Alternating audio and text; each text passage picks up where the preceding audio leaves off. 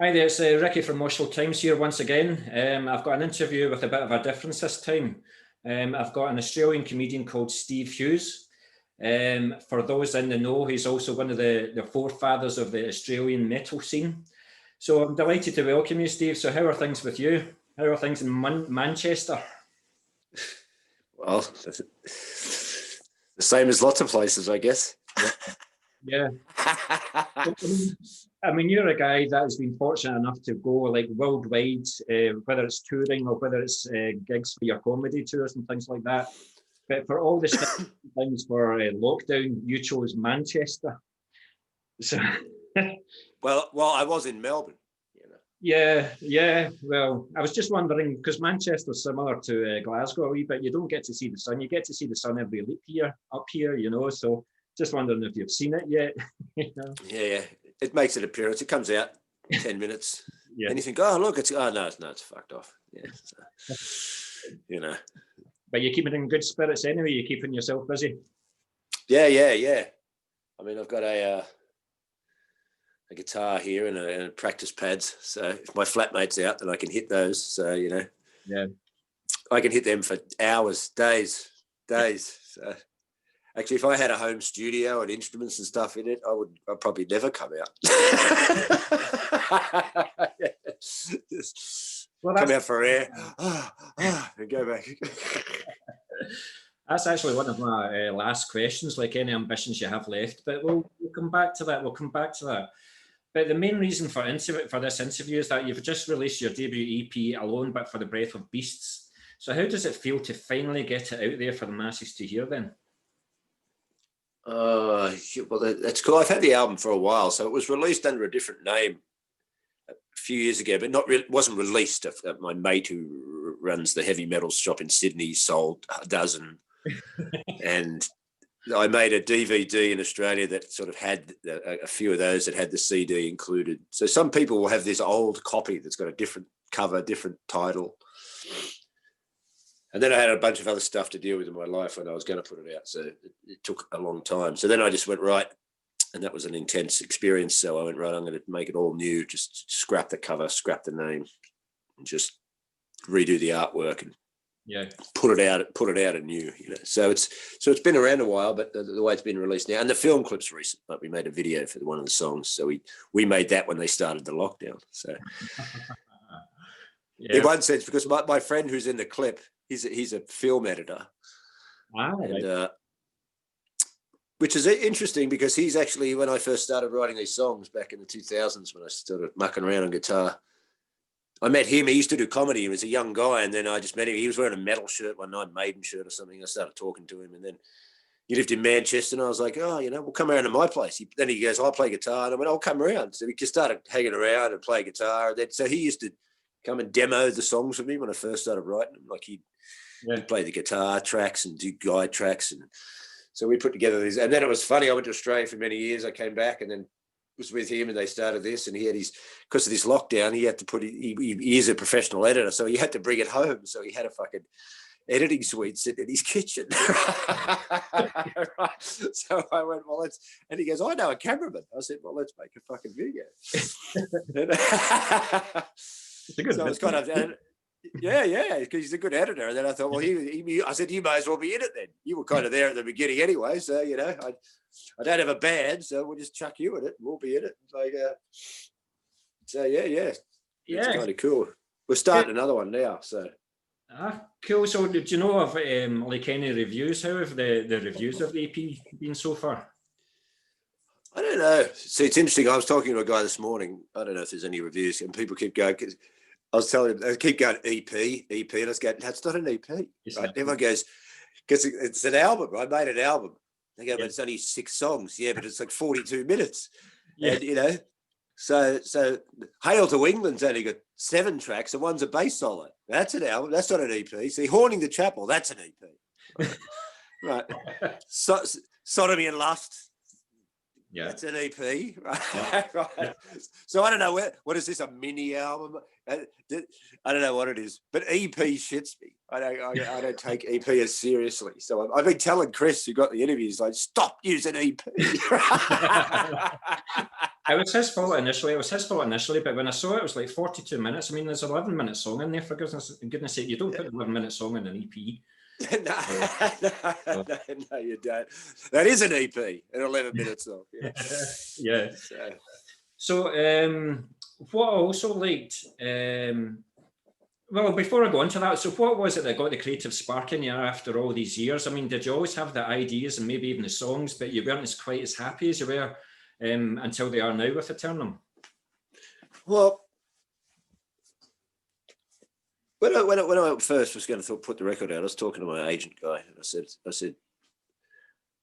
what's because a lot of people will be going, you know, if they only know comedy, they're going, what's a comedian doing putting a record out? You know, yeah. Like what is? But I did bands from like, you know, since I was 15 till I was 33, non-stop, like non-stop, like that was life. Bands, you know, and early thrash metal bands in Australia, the first thrash metal bands in Australia, Slaughter Lord, and then Mortal Sin, and then I made a band called Presto for 5 years, which was in the 90s, which was late 80s. I'd been into thrash for 5 years. I started to go, I've got to listen to different stuff. And then I started in that. So this was a really weird, eccentric, eclectic, uncategorizable band, which was a good band, made 2 albums, you know. But it's like it's unknown. It's like if you looked it up on YouTube, like on Google, it's not even there. It's like, right. And then I did Nazul, which was black metal. And the guy who how I got into Nazul was the keyboard player engineer guy. He saw Presto, the band I was in, sort of alternative rock band, whatever you want to call it. And he liked it. So he goes, you want to come down to the studio and I'll record you guys, you know, for free. And you can't release it, but you know. Right. He was a kind of fledgling engineer working in a massive studio, and he went, just come in after midnight, we'll record. And then he found out I was in Slaughter Lord and stuff, and he went, well, I've got this project Nazul, right? But yeah, we haven't got a drummer. We're making our singer do the drumming. Right. And he said, do you want to come in and just start doing that? So I started playing in Nazul while I was in this other band and started doing comedy. Yeah. So then I did 2 albums with Nazul.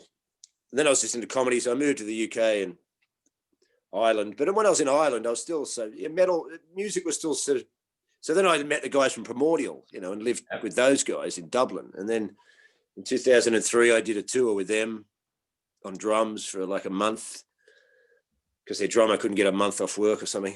And so that was actually my next question, because I think it was actually quite apt that you were wearing a Primordial shirt on the cover of the album. Which I didn't even mean to. It's so dark. I didn't even know until I got it back and looked at it properly. But it's a Primordial. So talking about that time then, how did you manage to get on it? And it must have been a blast playing with those guys. It must have been fun and games. Well, that was just before they sort of, probably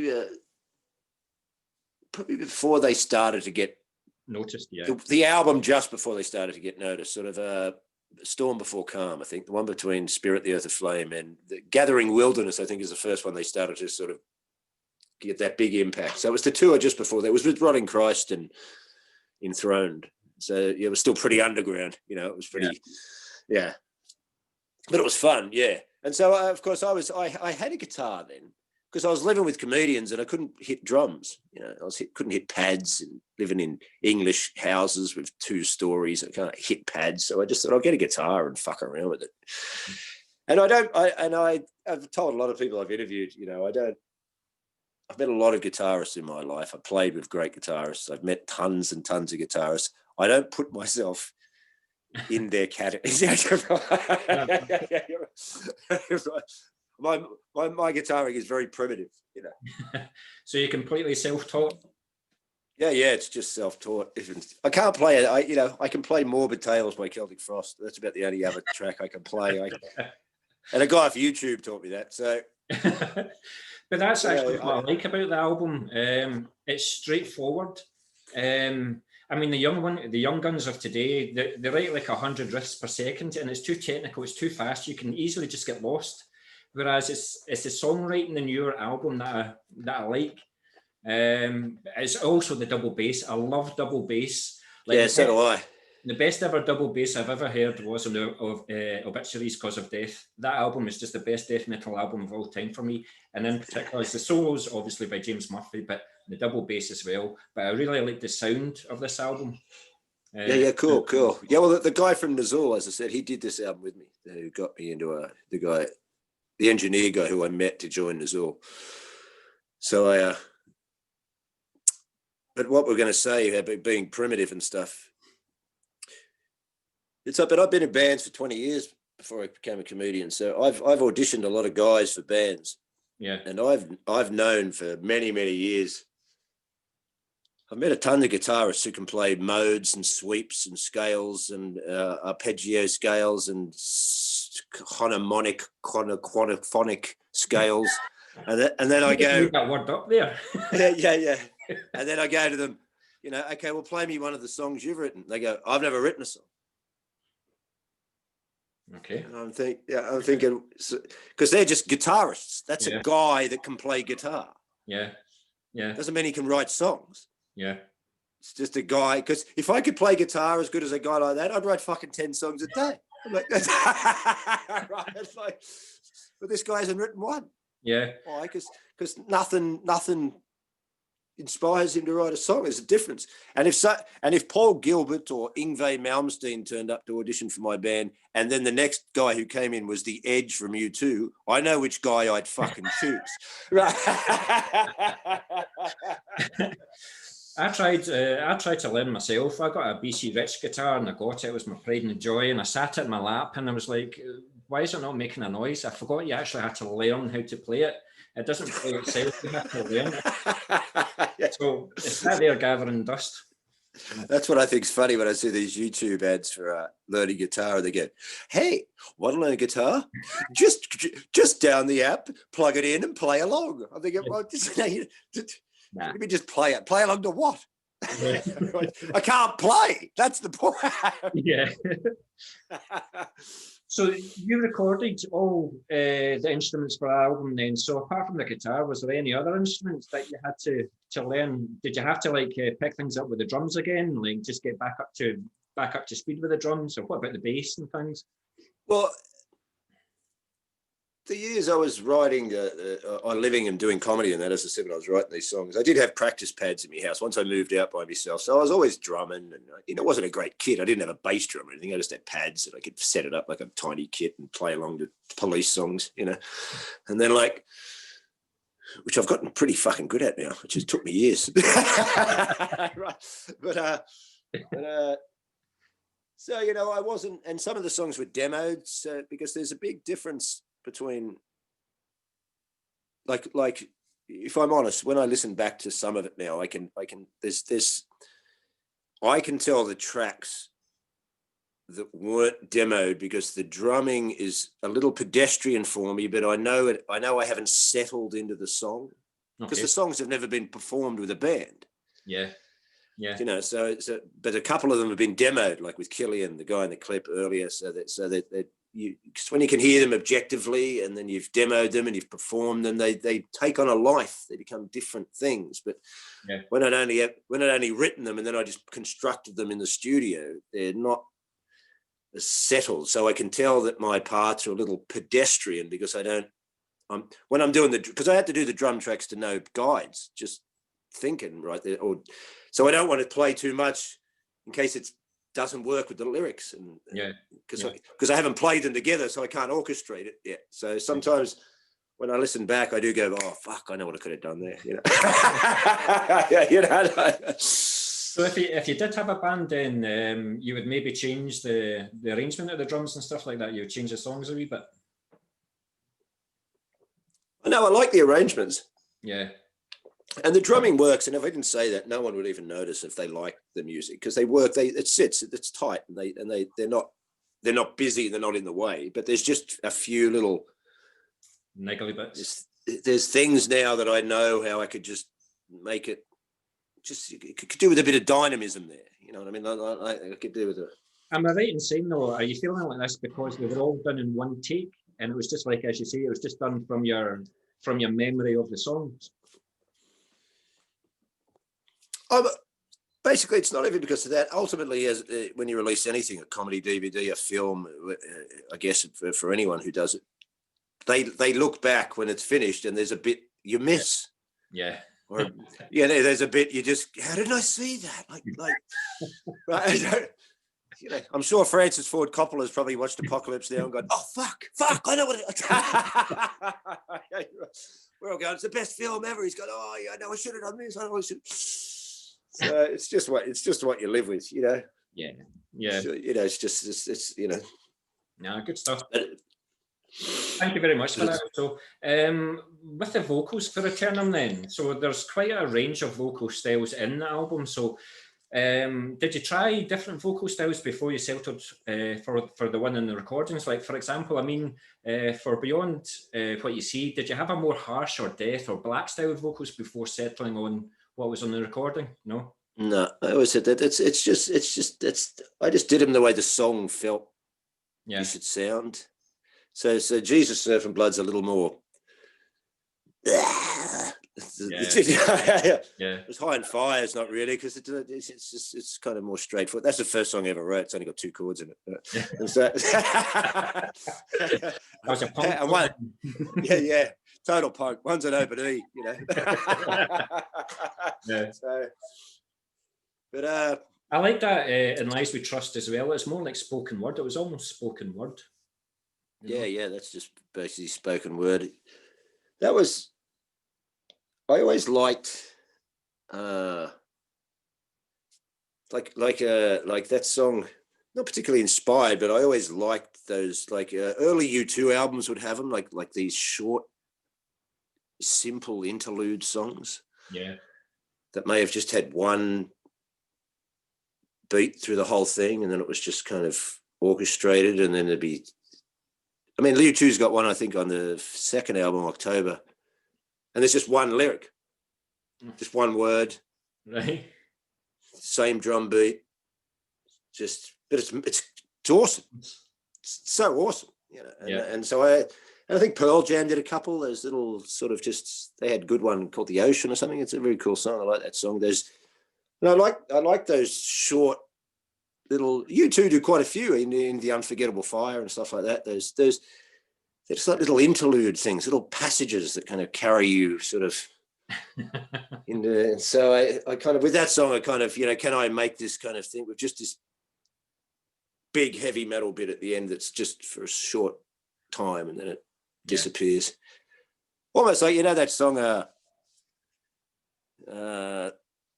Pretty Good Year by Tori Amos. I don't know that one, to be honest with you.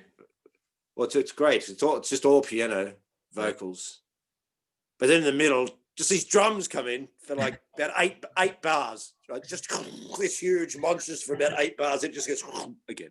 And I'm like, oh, that's fucking good. It's cool, So that's quite cool to know about your vocals then. And what you're trying to tell me is that you can actually sing. So had you ever thought of like singing in a band before? Like, you'd always been like the drummer in bands, but had you ever thought of like being a singer? When I was in Presto, which was that kind of rock band, eclectic band, that's when we kind of did anything. I would do backing vocals, we'd try singing. Sometimes just me and the guitarist and the bass player wrote a weird song. I sung it. It might not be singing, it might be just weird. So I've always just kind of done that.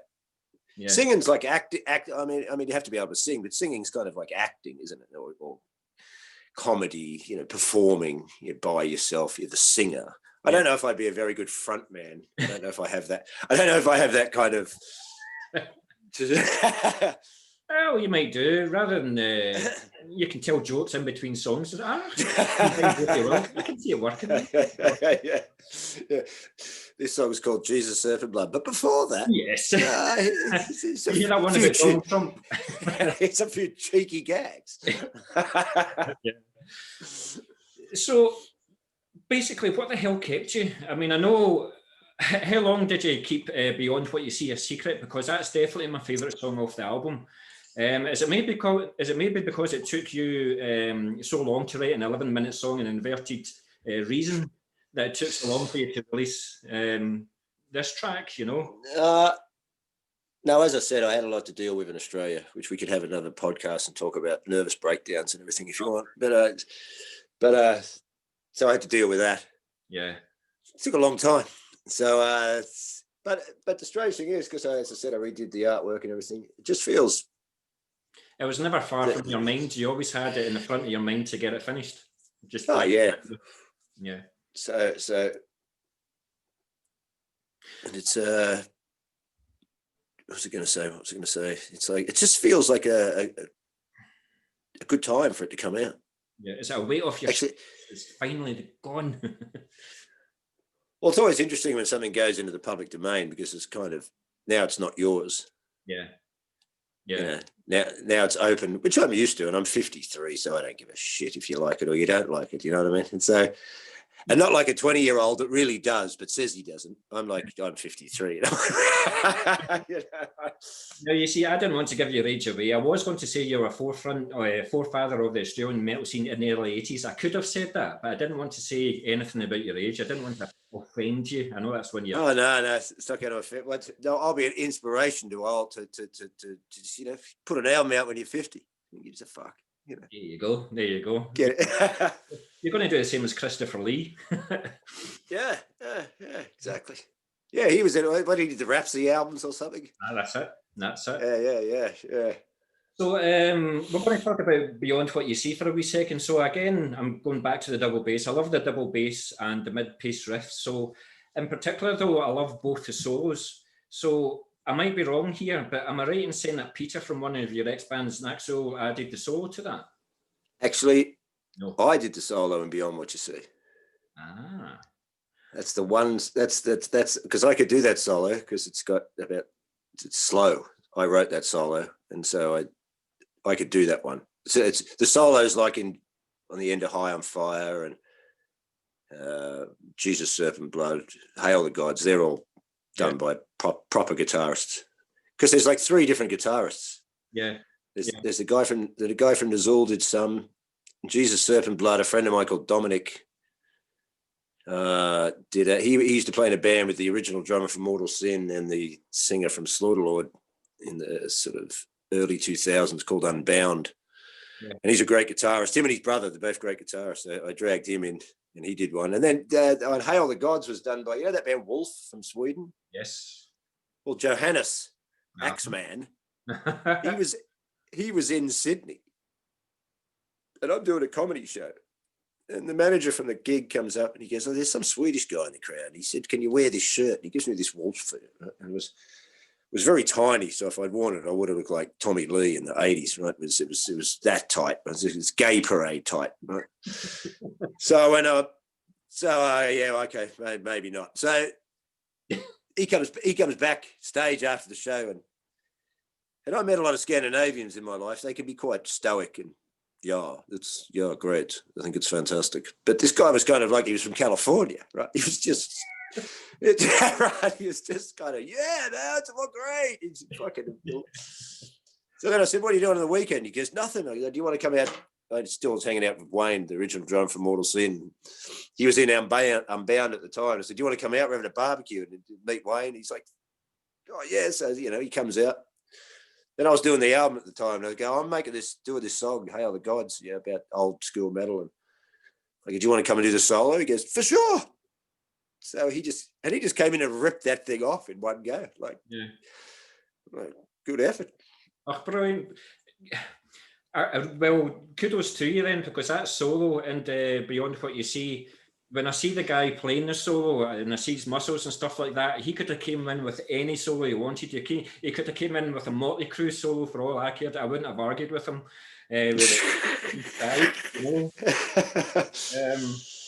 I really liked that solo. Really liked it. So kudos. Oh, see, that's cool. See, they're the kind of solos I do like as well. I like a good shred. If it's good, Trey Azagthoth, Morbid Angel, probably my favorite extreme metal guitarist ever in the history. Like this weird mixture of Eddie Van Halen and subterranean filth. Yeah, right. It's so unreal. Yeah, he's like a spellcaster, isn't he? Yeah. But I love a good shredding solo if it works. But I prefer note solos that hook me, like because they're hooks, aren't they? They're hooks, and and there's space around it, you know. So I learned a lot from being in bands that weren't metal, you know, about space and about sort of soft groove. Yeah. Whereas, without to put shit on any heavy metal drummers who are better drummers than me and way, like, but even if, like, I love Devin Townsend, an album Terrier, which has got Gene Hoglan on it, but there's that song Nobody's Here, which is an epic song. So, but the drumming is very Teutonic. It's very stiff. Yeah. Like it doesn't, because he's such a great fast rock, because I know what metal's like and the speeds that guy can play and the precision but it's Teutonic, you know. Yeah. Because it's that kind of music. There's no space. There's no flow. It's not Sting, right? It's strapping young lad, right? Like it's pounding. So sometimes when I hear that, it's like when you hear, like if I hear Lars Ulrich, who isn't a great drummer, which is cliche to say, but it's just true. Like, come on. But even if I listen to The Unforgiven and that, it's if you listen to it, it's too. Yes, it does the same thing. It doesn't. Boring. Yeah, it's too. But if the guy from Judas Priest, Scott Travis, if he played that, it wouldn't be boring. Right, because it would. That guy knows how to. You know, he knows. It's like where Igor Cavalier and Dave Lombardo, they like got that South American blood in them. So sometimes the pocket where they put that snare is just it's a little different to the others. Yeah, it's like Igor Cavalier can find pockets of thrash snares that are sometimes not even that fast, but sound super fast because he knows how to put it in this pocket. It's fantastic, you know. You keep on putting yourself down, you know. You keep on talking about drummers that are above. You keep on putting yourself down there. Oh no! I'm not putting myself down. I'm a good song drummer. Yeah. Like I know I'm a good song drummer. I know because that's the kind of stuff, and I like you know, Neil Peart and all those guys, but I'm not good at it. I'm not. Yeah. I've never been good at super speed rolls, and I never practiced the hours that you need to get the limb dexterity. So I'm not putting myself down. I just know what you have to do to become. And I was always more into feeling and the songs and now I do know that I wish I did do more of it because it helps, right? Right. Really. I'm getting better at it now, like years later, like practicing a lot. It's kind of, right, you know. Plus, if someone had explained to me why you should learn it, like this black guy on YouTube explained to me something, right? He was just going, I was looking up rudiment videos, right? And he just goes, okay, you go like this, right? And it's like this slow. But the only problem is that you think this is slow. I'm talking slow, bitches. Like this, right? This guy's talking, right? And then he finally explains to me, he goes, no, I never said. He goes, you have to do it like this, just so your brain can get to the thing and go, what do you want me to do? Oh, that. Well, I can do that, right? He goes, and then you just turn it up a bit. And then the brain goes, oh, yeah, well, I can do that. Yeah. Right. And then you just turn it up a little bit. And then the brain gets you, oh, yeah, you want me to do that? Yeah, that's no problem. Right. He goes, eventually you do it until the brain goes, what do you want me to do? Oh, that, no problem. Right. He goes, but once you try and do it here, your brain goes, what do you want me to do? You're out of your mind, right?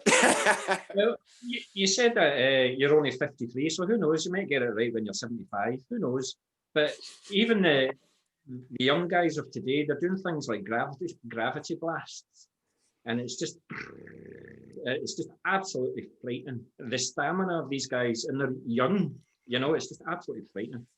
Well, you know, there's 8-year-old girls doing Rush song covers on drums on YouTube. There's some old souls coming in or something like. Yeah, I watched a girl play Cannibal Corpse in high heels. I was like, all right, you know, that's out of control. It's fantastic. But so what are we talking about? I'm going to go to the song Inverted Reason then. So I hear parts of like My Dying Bride, especially in the latter parts of the song. And I was wondering with your earlier influencing metal being like Iron Maiden and Black Sabbath, do you hold UK metal in high regard and do you still think that?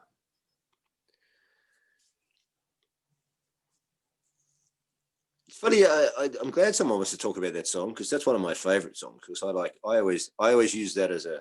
I know there's bits I could have improved in it now. I know what I could have done dynamically, like, but it's like I always call that my Peter Gabriel metal song, right? And in that band Presto I was in the 90s, I did a track like that back then, kind of tribal drum, 8-minute thing.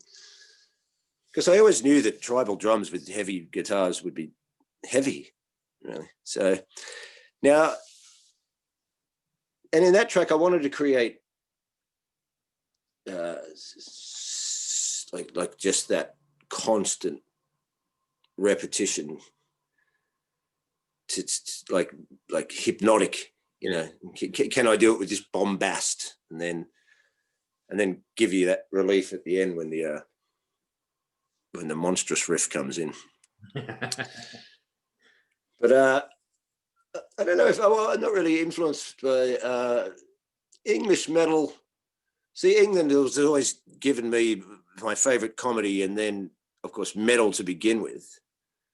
You know, in Priests and the Maidens, but even back in the early 80s when I was like into Priest and Dio and Scorpions and Maiden and that, and Motley Crue was around, and you know, it was hair metal was around, and but I was still young, and you know, what is metal? You know, I'm kind of into it, you know. So people go, here's White Snake, and I get it. Go, I don't like it. And they go, oh yeah, here's Uriah Heep, and I go, I don't like it. And I got Witchfinder General. Yeah, this is cool. This is quirky. And that was kind of Trouble and all those kind of and then you get those Metal Massacre albums of Brian Slagle, was it, and the US metal ones. So that mid-range US metal, which was always all right. There was some cool stuff.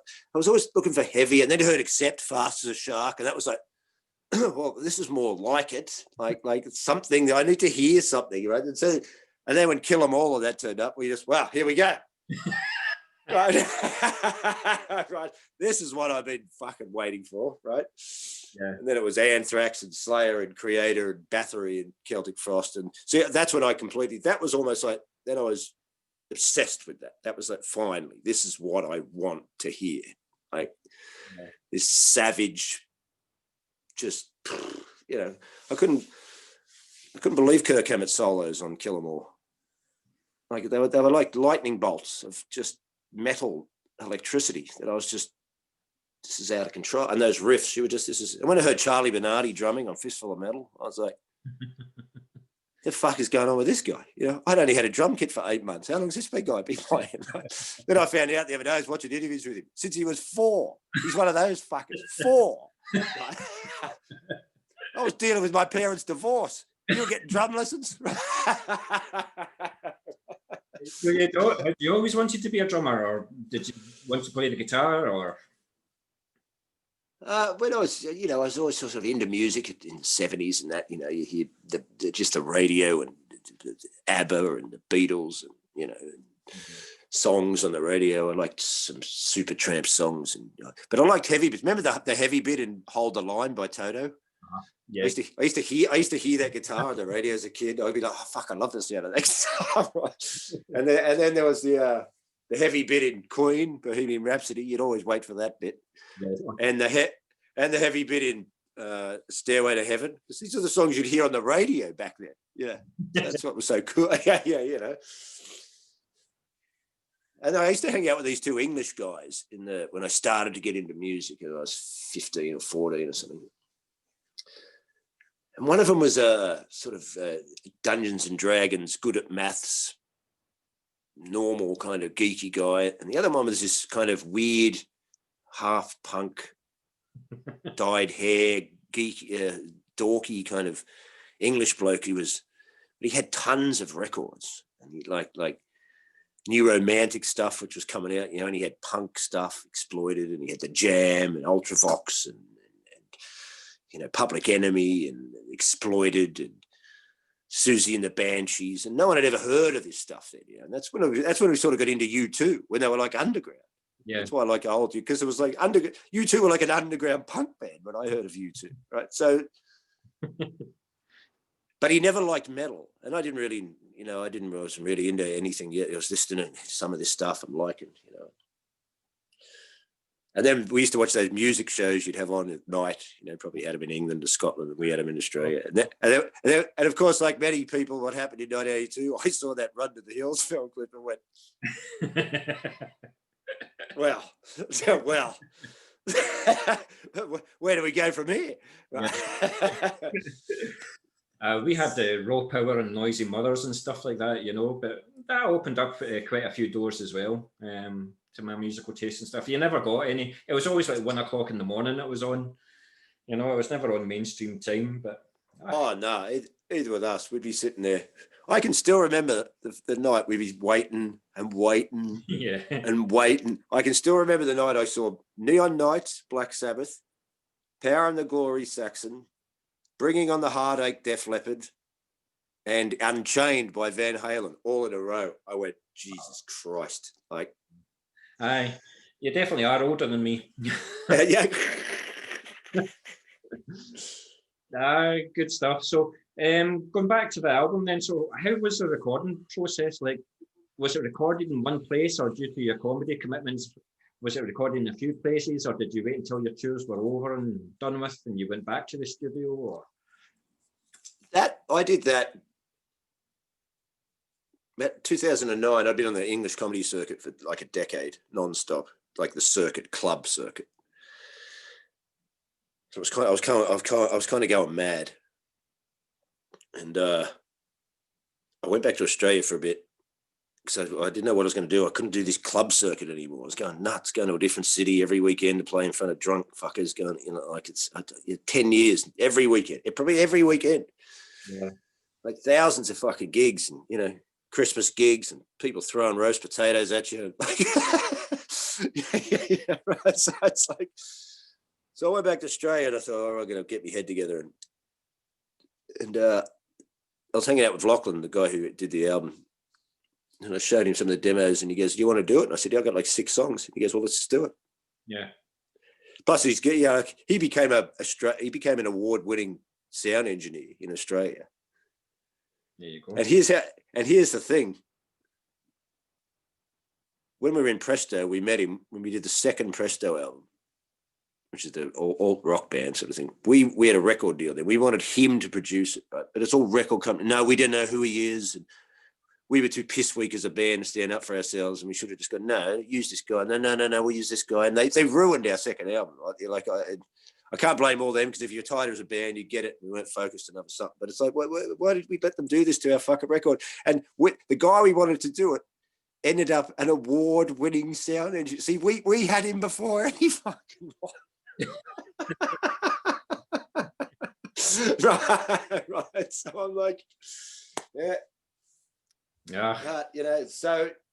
Yeah, when I got back with him, he'd been an engineer for 20 years then. So he had his own studio at the time and he goes, right. Plus mates rates. Yeah. Mates rates and an award-winning sound engineer. You got to say yes. For Christmas or something. I know, it still cost me money, but what it could have cost me. Yeah. Well, like I say, a lot of it's to do with the sound that made it. It's definitely a positive review from me, so it's definitely a thumbs up from me. So a lot of it's to do with the sound. So well, a nice sound makes a lot for a record. Yes, it makes it. Well, there is records that you go if it didn't have that fucking snare sound, it's driving me nuts. Or if it didn't have that Morrison studio sound, Scott Burns or whatever like that. Yeah. That's what I can't work out about Typo Negative. How sometimes I hear the guitar sounds and go, I think that's so shit, but I can't stop listening to it. Who's it does it for you? Because I think if there's one country in the world that releases the best, metal music anyway, it has to be Sweden. Well, Swedes and Scandinavians just do music. Just no matter in general, what, no like sound engineering, like pop, like there's a Norwegian girl, Aurora, who does. She's great. She's like an elf, but she's got great lyrics and she's way ahead of her years. And yeah. songs are really well put together. And the engineer, who's probably a guy in her band, you know, it's just you know, it's crystal clear. It's quite digital because it's pop in that sense, but it's still massive. Like it's massive. Like you know, like so they're just a strange bunch. They get together, Scandinavians go, shall we make a record that sounds like a 70s English prog band? And they go, yeah. And then they put it out and it fucking does. like it sounds like it was recorded in the fucking 70s. Like the riffs are fucking, you're like, I don't know what's up with these people. Yeah. And they're good looking, cheeky pricks, you know. Like Hair, I know the long wave. Oh, the blonde hair, man. I know. Jealous. But I like, well, see, my music taste is eclectic, I guess, in the sense of I'm not always listening to metal, of course. I stopped, 87, I started to listen to different music. So I've been listening to thrash non-stop since 1983, like non-stop. Like every... You definitely have a variance in your musical taste, especially in the bands that you played in, like thrash, black, and then you went to like indie rock. That's a bit of a jumping ship. I always explain it like this. It's just when I was into metal, it was so great. It's underground because it was like a freeing place to be, away from the mainstream. You know, back then it was underground. It was like a whole world, wasn't it? You know, it's like, and so it felt liberating, especially knowing I could, contact people now through the underground in Australia because it was so isolated. So the fanzines in the underground actually opened up the world to Australia because Kerrang wouldn't listen to a bunch of guys from Sydney with a demo tape. You know, it's not going to. But the underground it opens that up. Yeah. But then as I got a little older, I started to realize, well, you get older. You're 16 when you start this stuff. So by the time you're 21, you're even different, right? Now, so by the time I'm 21, I'm starting to listen to the Police, and I'm obsessed with Kate Bush and Rush. I get heavily into Rush, and because I realized too that there was a limit in the heavy metal world. If you want to be creative, you start to realize there's a uniform and you can't go out of these parameters. Okay, but isn't this what we just escaped from? I don't want to be in it. Right. So then I went, well, I'll just make this band where I want to do whatever I want. Right. So I made the bass player from Presto. I didn't join this alternative rock band. The bass player from Presto, he was a guy who was in a death metal band called Mortuary when he was 13. Like, as soon as I saw that guy on stage, he was like 13 and he's covered in corpse paint. He's playing bass with a possessed shirt. I went, who's this maniac, right? And I met him. He was cool. I said, when you leave school, come to Sydney and we'll make a band. And he did. He fucking did.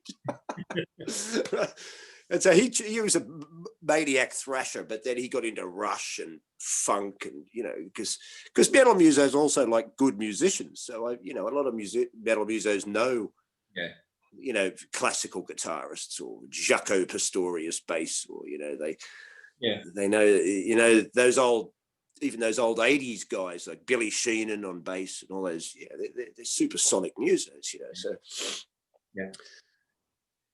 it's like and then our singer, he was a kind of just a normal kind of guy, you know. But he was a bit younger than us, or me. But see, he knew Morbid Angel and Metallica and Anthrax, and sort of liked a bit of that. But then, you know, he changed too. Plus he was the first songwriter I'd ever worked with. Yeah. See, not all metal guys are songwriters. They can put some riffs together sometimes, or the individual guy who runs the band may become a good songwriter. Yeah. But I've been in metal bands, you know. Not all metal musicians can jam. Some of them turn up, or if they don't know what to play, they don't play. Right. Whereas, you know, jazz guys could just, you know, you could just jam, right? So, and also it was like, I got really interested. I wanted to learn how do the Police write a song that goes verse, chorus, middle eight, verse, chorus, end, but you don't know. You don't notice. You don't notice that it's that fucking simple. I mean, it helps that Stuart Copeland's an entire orchestra unto himself. That helps, right? and the fact that Andy Summers they're masterful musicians. That's what fucking helps, right? But also that's a song. Like you don't. It's just, how did they encapsulate this thing? Whereas I come from metal world where you had 17 riffs, you know, and as much as prog rock is, some of it's great, and I like a Journey song, and it's sort of a big epic journey. That's not a song to me. That's like a musical adventure, you know. Yeah. So it's like when Rush put out Moving Pictures. That's when that prog world has consolidated into actual song structures. Mm-hmm. But they've managed to keep their internal dynamics of being still complex, but within this refined structure. Yeah. Yeah. And so, of course, some of your old prog rock, early Rush people go, "Oh, I don't like this now because it's got I don't know, all that stuff in the 80s is crap." Now, to me, the 80s, 90s Rush is the best Rush. One, because that's when I got into it, so it has an emotional connection, because I'm not some guy in 1971 who'd heard fucking, Fly By Night for the first time when it came out. It's, it's has an emotional thing to him, and but I'm not one of these people that's like, people go, they got worse. Now, you might like the songs, but as musicians, they didn't get worse. They're better. Right. They're better. They know how to do another thing now, which is make a song. Right. It's as you said, some of the ones on my song, the songs, they're like, they have choruses and yes. Yeah. But it's just as you're saying there, like I said earlier on, the best death metal album for me is 1990, Cause of Death, and everything that I've done since then, I can't get into it as much as I can with that. But like you say, it's because I've progressed as musicians. I'm like, no, just stay that, do a Cause of Death Part 2, and it'll be brilliant, But it's like you say, everybody progresses and experiments and has different influences. And sometimes, those, let's say the first two Creator albums, which I still adore, when I first heard them, they just, it's basically like a germ for Slaughterlord. like those first two Creator albums. And then that Terrible Certainty, the third album, it's like a bridge album, because they're learning to play. Yeah.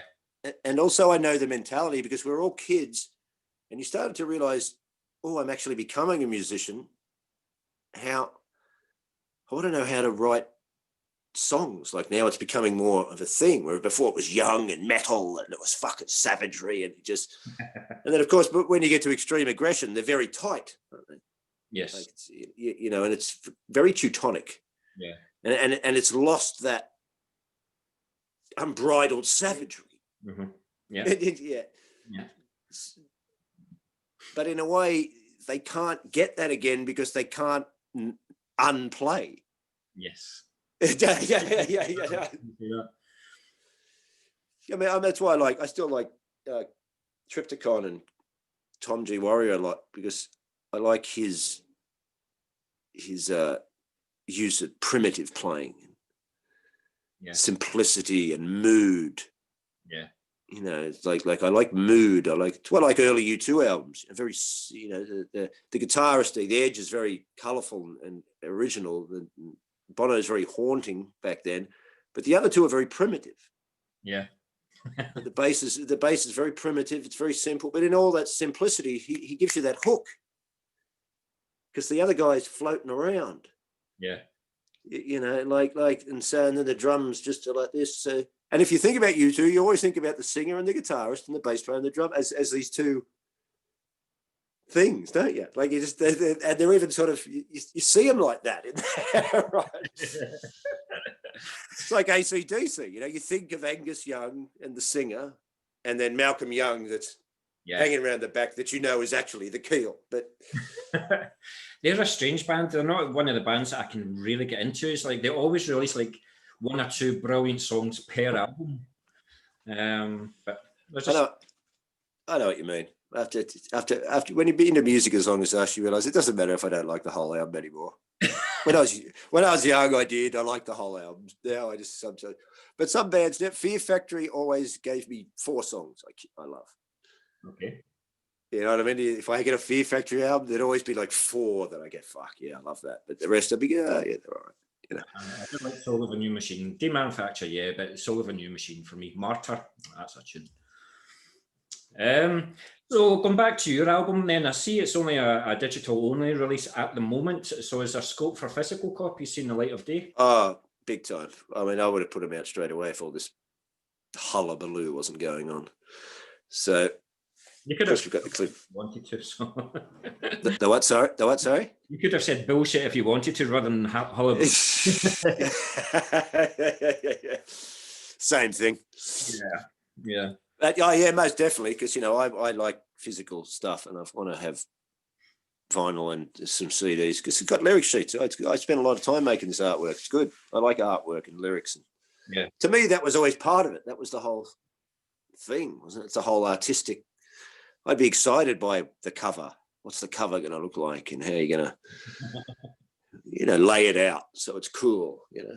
It's like you say, it's different from an EP and an album. An album's got like a story in it. It's got a beginning, a middle, and an end. Whereas an EP, you can listen to 4 songs and you're like, what's next? I need to hear another. Yeah. Song. There isn't another song. No, well.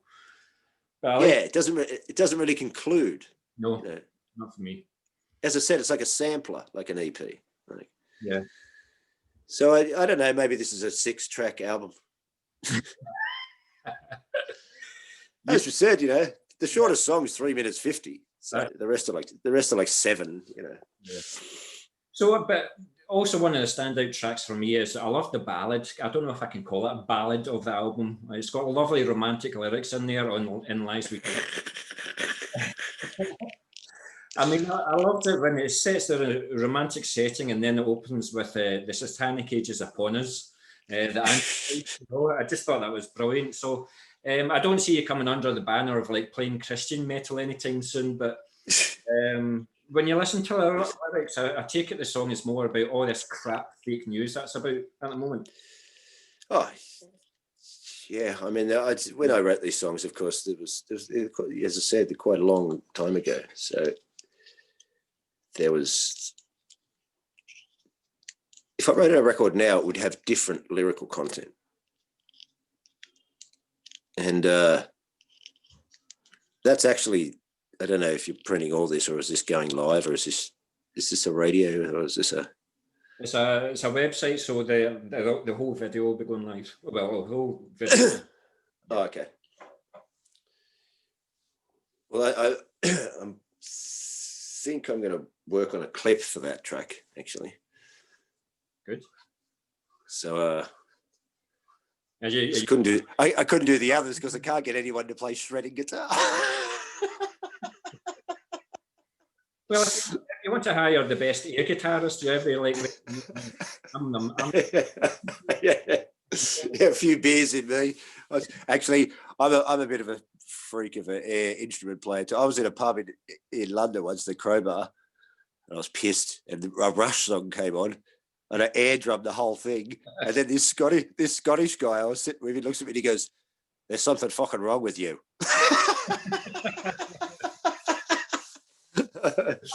I thought you would have sang along or something. So it's just, I'm also wondering about that song and the lyrics. I was wondering, was religion a big part of your childhood growing up, or have you been drawn to the darker side of life as you've got older and maybe coincided with your love of metal?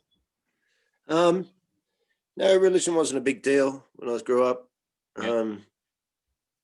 My parents had a bit of a church period, but it wasn't radical, like someone who's, we had some across the road from us, a friend of mine, Edward Winfield, I still remember his name. He had those parents. Right.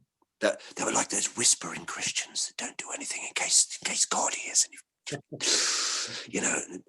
and we lived in the Blue Mountains, and he, excuse me, we lived in a dead end road that was dirt, and then you about 8 houses in it. And then when you got to the top of the road, that's when the tar roads would start. And he wasn't allowed to ride his bike out of the end of the street. But if you just turned left onto the tar for like 1 minute on your bike, you were in the bush.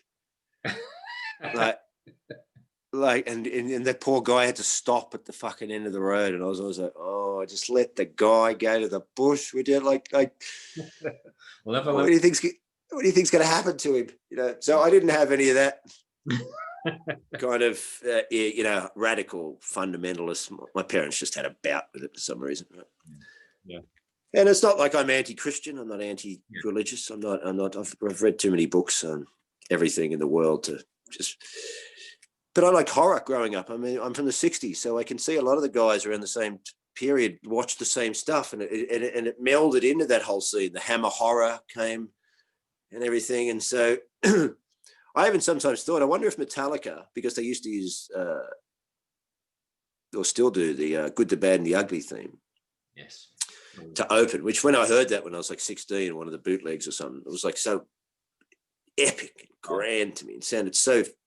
And of course they were like heavy metal cowboys, and because except they've got guitars and they're going to go on the road, right? Yeah. They're going to go in the bus, right? Like a nomad, yeah. Right. And when you used to watch those westerns as a kid, well, what did that guy always do? He just unrolled that bed roll and they just put that kettle on the fire, and then he just sat there, didn't he? And then he got up in the morning and he just moved on, and he was just an outlaw, wasn't he? That's what heavy metal was like. He just fuck society, just get a bus, and right. and then Slayer, I think, turn up and they subconsciously accommodate the Hammer horror part that we all watched. Yes. So Metallica triggered that cowboy Western fucking thing we all grew up with, and then Slayer turned up, and now every Dracula fantasy that I've had as a fucking kid. Right. It's just they've got guitars. I'm like, this is fucking the best of both worlds. I still find it funny that everybody laughed at Slayer when they first played, like this is just a racket, it's just a noise. Nobody will get into this. Whoops. I knew that when they started, I remember when Kerrang and all those, when that divide happened. Even though I was in Australia, I remember when the divide happened, when they wouldn't take thrash seriously, because they're the guys that have come from Sabbath, Scorpions, Priest, even probably old Hendrix. They're the guys that were running these mags, weren't they? Yes. So then these upstarts turn up. Yeah. Who come from punk and Venom and Motorhead and they can't sing, because singing was a big part. See, when thrash turned up, riffs took over from singing. Got you. Yeah, we used to listen. We had Robert Plant and Bruce Dickinson and Rob Halford and the guy from Queensryche, and guys would sing, and they'd sing songs, and Ronnie James Dio, and so they sing, don't they? But then Metallica and everyone turns up, but we're not so much interested in, because how did those bands? Well, that's how we did our band. Well, the bass player's going to have to sing. I can't sing. Well, you're going to have to. Right? Okay. And so so they did, but that wasn't as important anymore. Why? Because we had that gung gung gung gung gung gung. That's what we want. Right? And so I think they kind of got, well, what's this upstarty crap street level? But I knew from the vibe. You don't know. Yeah. This is going to go off like wildfire, man. This is going to go off because when we were in the Blue Mountains and we were kind of isolated, and I didn't know that nobody else knew about this stuff. Mm-hmm. I just had it all because me and the guy from Slaughterlord and the singer, we just up there. We didn't know girls. We didn't know anyone. Right, we were just right. We were just up in the mountains with Bathory records. Right? And then were you always like a part of a group in school that they would just leave you alone and look at these guys over there and all the rest of it? Well, at school I wasn't really into metal yet. It was just as I left high school, or just as I was in high school at the last year, and that's how I met Mick Burke, who I formed Slaughterlord, and he was in Mortal Sin. we were going camping, and he just came up to me. He goes, I didn't even know him. He goes, he's going camping. We went, yeah. He goes, can I come? We went, yeah. Right. So he came, and then we were hanging out. Then he goes, oh yeah, I play guitar, right? And I don't even know if I had a drum kit. I might have been thinking about getting a drum kit. And then he showed me Van Halen, Eruption, and Sabbath, Bloody Sabbath. And so then we were just fucking, all right, well, here we go. It's great hearing these stories about how bands were formed and stuff like that, and how friendships and bands were formed. It's just absolutely crazy, you know. It's great. I'm thinking about going on, doing some stuff on YouTube and just talking, because I know no one ever doesn't know about this, and and I know the whole thing. And we were very, in hindsight, I can see how lucky we were. There was me and Mick knew each other, but then Mick knew this other guy, and maybe he knew both of them. We knew two guys who lived because we're all in the Blue Mountains, at 5 minutes walk from each other's house. Right? And he introduces me to these two guys. One was an Italian guy, another was an Australian guy, who could just shred on guitar. And one of them had Venom albums and Unleashed in the East and all this stuff in his room, right? So I'm just, and these guys could fucking shred, right? And we just used to get, and we made bands. We just started to make bands, but one of them was more into like the glam stuff, you know. So when thrash hit, I was in a band with him for a bit. So we were doing covers like Kiss, Anthrax, Manowar, Scorpions. Right? I'm trying to get my bit in. Can we just do one Anthrax song? Which one? Well, the only one I can play. I can't even play that one, really, right? I can't do the double kick one. I haven't got a double kick, right? I think we were the only guys doing Manowar battle hymns covers in 1983 in the Blue Mountains, you know, in the church hall. But none of us could sing these, because we used to sit up there going, listen to Eric Adams and all these singers and just going, where do you guys sing it like this? I don't even know if there's one in Australia. Where do you fucking find the Bruce Dickinson? Fucking, yeah. I look back at some old videos the other day of Bruce, of Maiden in '82, and that's when I saw him. I saw Maiden in '82 on that Number of the Beast tour. That was it. That was the tour. That would have been the tour to watch them, mate. That I fucking best album. I grew up in that country. I can't do maths. I can't do science. I can't do schoolwork. I don't like football. I can't do this. I don't know what to do. I fucking rah. Okay, I'm starting to like music. Iron Maiden came. I remember I got from the Blue Mountains. I walk around the corner of the Capitol Theatre. I'd never been to a gig. Right? There's like bikers and fucking metalheads and and I'm just from the mountains. I just kept walking. I didn't even know anyone. I'm like shit scared. I don't know any of these. Right. Then I meet these metalheads, and there was a shop called the Bad Shop. It used to sell wristbands when they finally turned up in Australia. First time we ever saw a back patch was in this place. Right? And then there were these older metalheads in there going, have you heard of Saxon and that? And I'm like, no, never heard of Saxon. Then they went, oh, well, just come with us, mate. I went, all right. So I hung out with these guys. And when Maiden came on, it's like a fucking bullet went through my fucking brain. Yeah. It was like, this is the greatest thing I've ever seen in the history of the fucking universe. And they were on fire then. Run to the Hills. That was classic Trinity Live. Classic live. And I can't remember what song they started with. It was maybe something of Killers or something. Aye. But I don't know what it was. But it was just like it was just like we were in the dark. It's about to start. And then when it started, it was just like they were just on. Yeah. Just on. It was like an explosion in your face. I was like, fuck. Yeah. This is the greatest thing I've ever seen in the fucking world. That was it. So I went from not knowing who Saxon was to starting the thrash scene in Sydney. So yeah, it had an effect on me. I'm just wondering how much it would have been to see Maiden in '82 in Australia, like $10, but now it'll be like $2 to see them or something, you know. I think it was like fucking $7.50 or something. Crazy, isn't it? Yeah. And then they put an extra show and I went again. Yeah. So that record's, you know, that went big and bang. They think they had two shows there, and then so many people wanted tickets, they put another one on. I went, oh fuck, I'll go again. Was there any trouble with because you got into trouble around that time with like Christian groups, this is satanic music and all the rest of it? Was there any trouble in Australia? Nah. No. No one got. No, I don't think they would have heard about it. Yeah. You know, like. But we kind of went a wee bit there about your lyrics. So do you find it easier to do lyrics for your songs than it is for your comedy? I mean, did you use some of your comedy material for inspiration for the lyrics, or do you keep the beasts separate? Oh yeah, they're all separate. Music's always been very serious to me. Yeah. Like.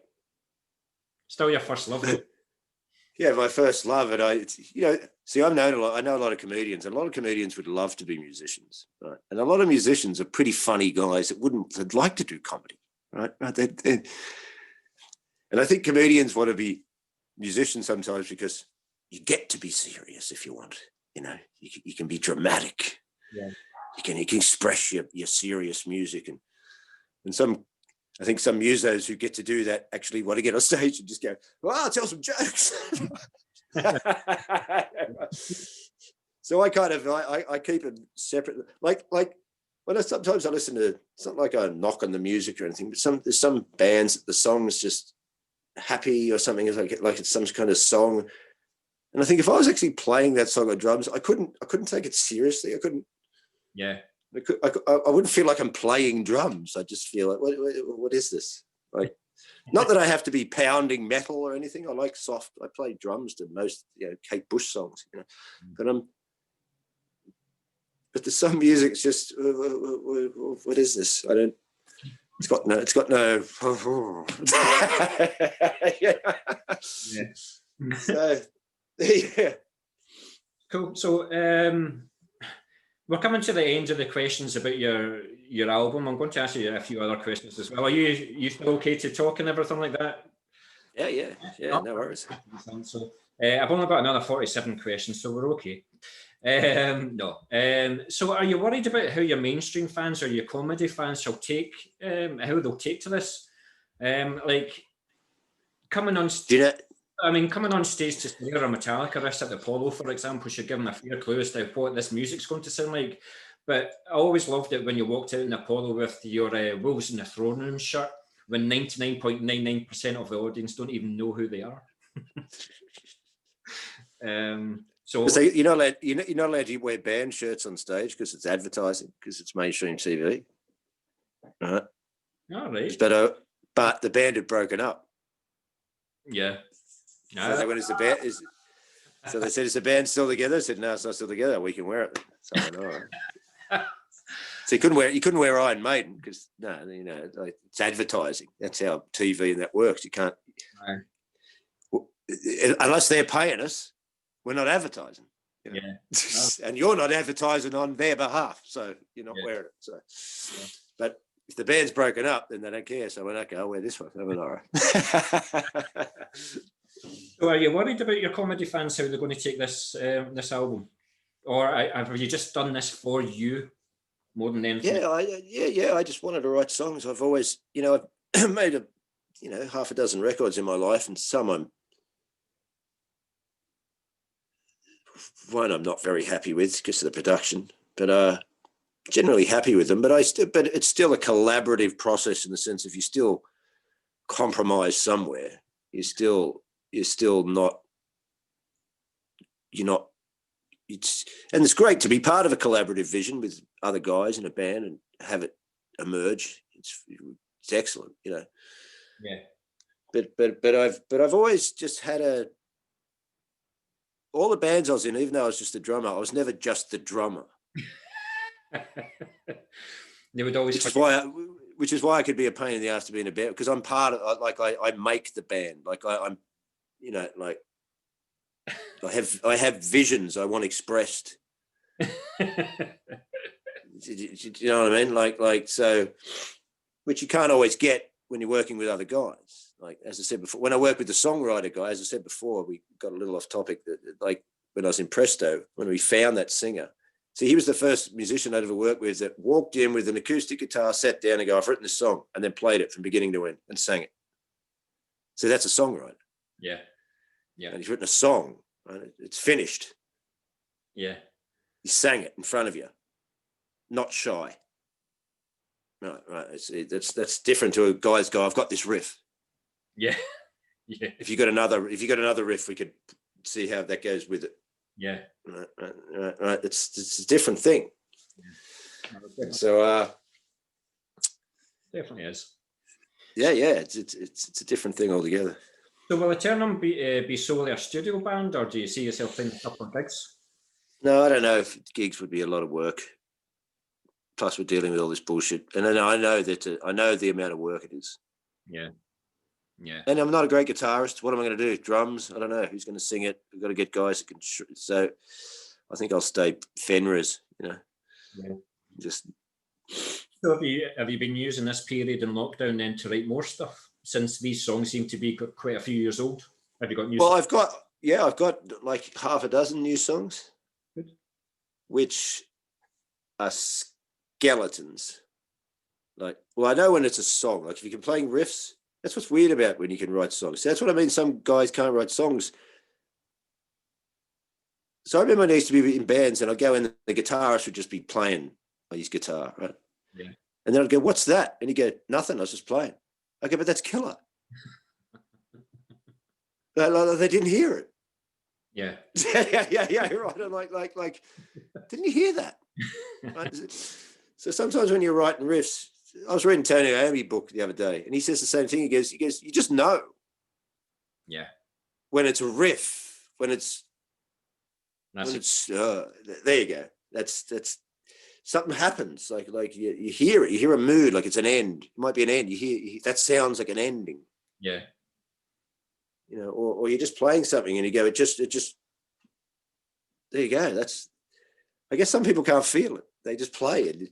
They don't notice it's good. So see how you've got songs started. You've got the skeletons of the songs. Would you say it's lighter, darker than the debut? I don't think it's not darker mood wise. I don't think. Just because the where my head was at when I wrote those. Yeah. Just the topics I was highly involved in at the time. So you're writing about flowers and romantic dinners and all that now? No.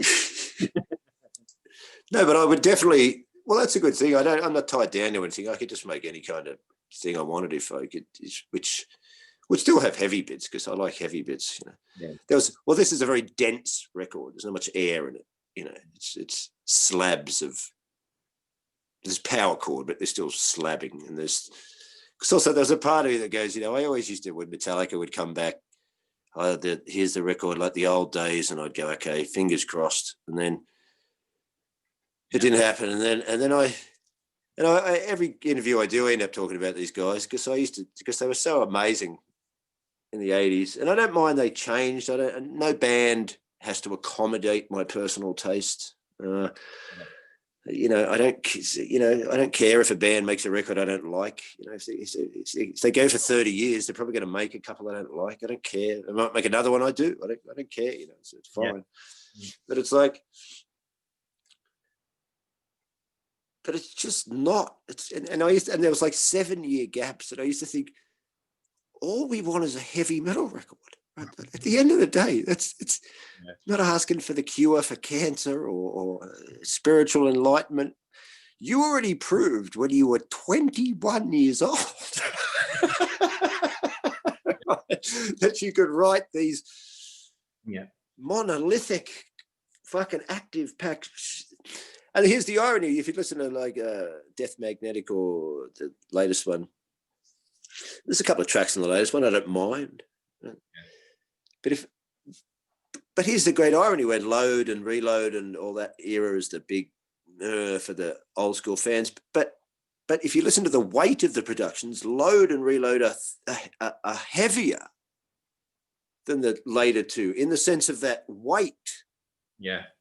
That sits in the sonic presence of what's recorded.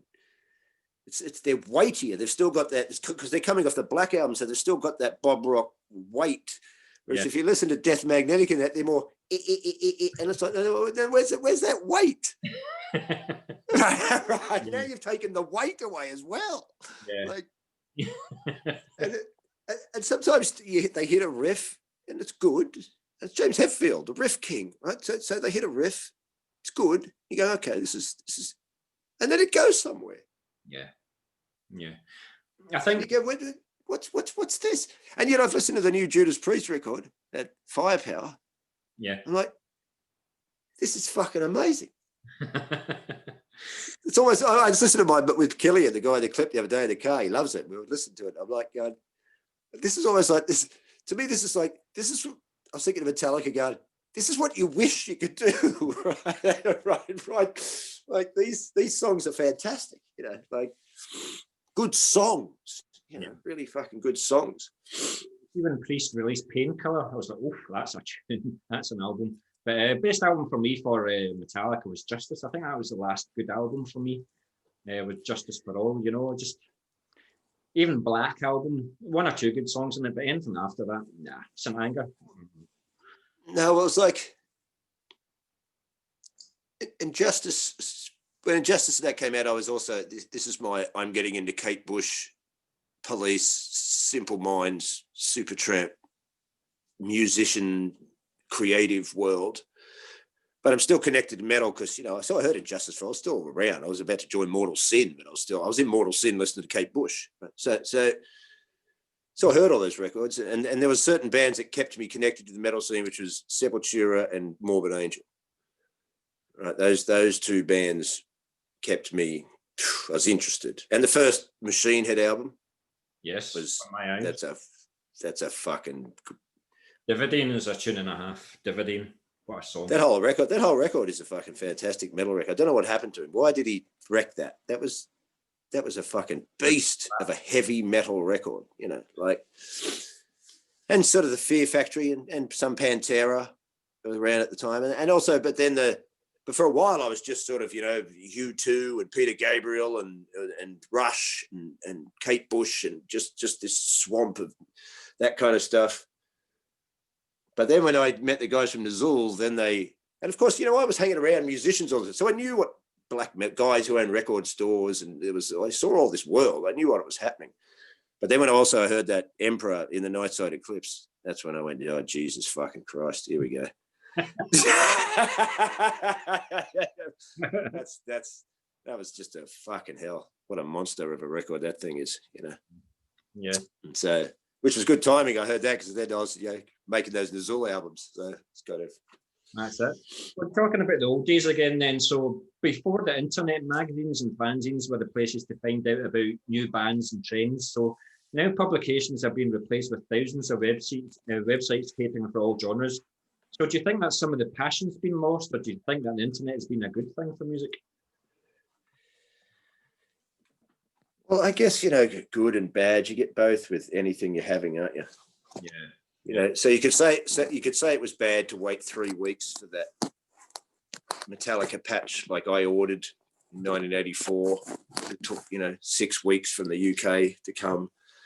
You could say waiting for that is bad, but then another part of it is excellent. Yeah.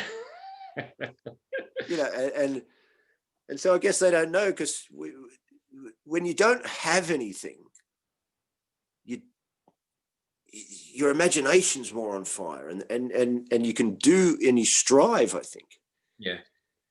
In one sense, I was so obsessed with metal. We were so obsessed with metal. I mean, if some people thought about it logically, would they have done what we did? Make an extreme Creator in Exodus, Merciful Fate, Metallica-inspired death thrash band in the Blue Mountains in 1984 to what? To help you get a job. And what are you going to do with this band? There's no touring, there's no gigs, there's no TV, we're in Australia. Yeah. You're not. So if you thought about it rationally, would you do it? No. Did you do it? Yeah, of course I did it. Right, because I was obsessed with it. Yeah. And so that was exciting to write to all those guys in those fanzines and receive the stuff. So it was like it was like an underground secret world, wasn't it? Yes. But of course, it just has to change. Yeah. It's like when, I don't know when you sort of got into all this stuff, but it was like when I got into thrash, there was probably like the main ones, if you looked at the main ones, oh, which thrash bands are you into? Well, all of them, because there's only 7.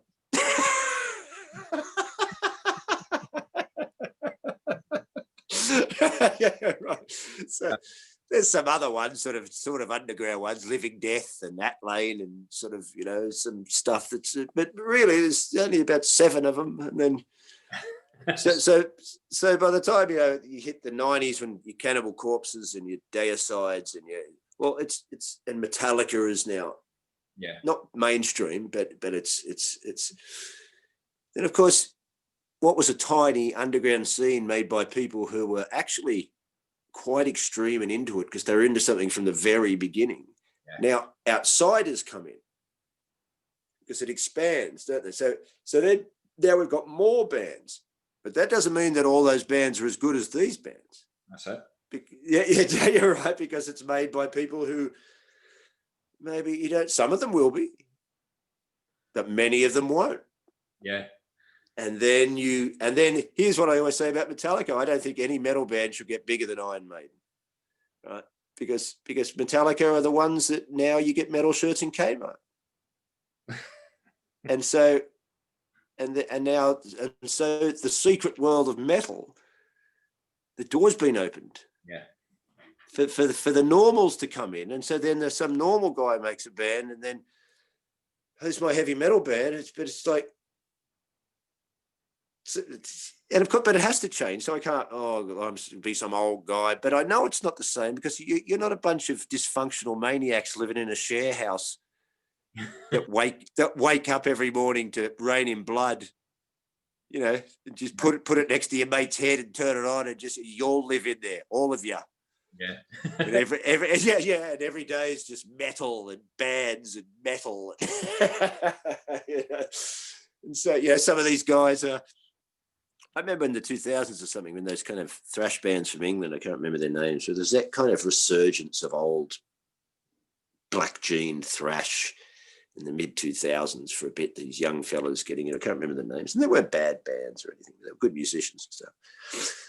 So I remember seeing a photo session of them once, and they'd done the photo session like in their mum's house, with mum in the background, and like, it's England, so it's a bit of a joke, and it's the English. But I sat there going, well, see, this is not.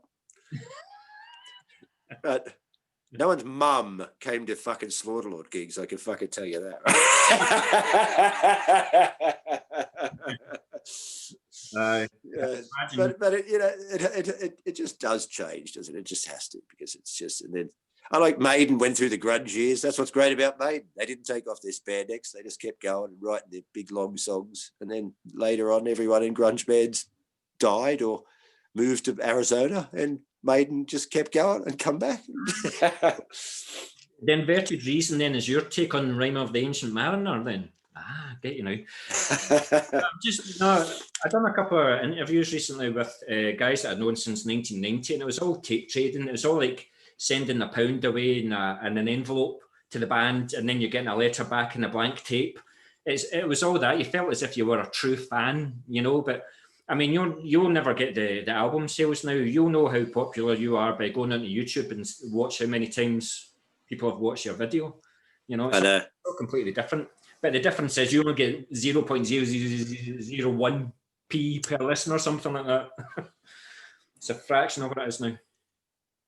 You know what? After being in bands for 20 odd years, if someone said, Steve, you won't be making any money, I didn't make any money in that fucking 20 years. Yeah. So I became a comedian. I was hitting 30s. I was going, I'm not making any money. But I can't get a job because I'm a fucking freak who was sitting in chair houses listening to Slayer at 6 a.m. So I've just got one more question about Etrernum then I'm going to move on to something else. So what guitars did you use for Etrernum then? What did you use to record? Oh, what guitars? Yeah. What model? Used this. Yeah.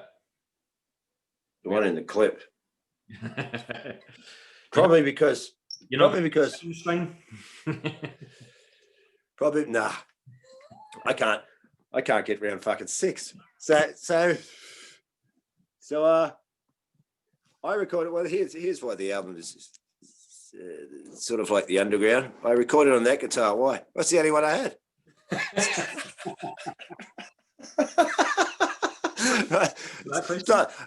It's not like I'm Kerry King. I can go in there. Some guys going, oh, no, let's get a different box. Let's try this one. Let's see if we can go. I've got this modulator that goes. I had that guitar and an amp. Fucking plugged it in and went, right, let's make it as cool and as heavy as we can. And then fucking went, So, no, just a final word on the album. I really liked it. So when the physical copies come around, then I'll definitely be purchasing one, and I'll also get a wee signature on it. I'll get it from you and get a wee. Oh yeah, cool. No worries. Well, hopefully, if we can do comedy again, I can get up to Scotland. Although I don't. That's exactly. Although with your laws now about free speech and so forth in Scotland, I don't know if my comedy would even be fucking legal, to tell you the truth. If we don't like anything that you say, we just give you the Glasgow kiss, just a wee, give you the milky, So, see, I always liked it when young comics, because I realised, because when I came to the UK to do comedy, and because I love the English comedy, the English are fucking masters of comedy.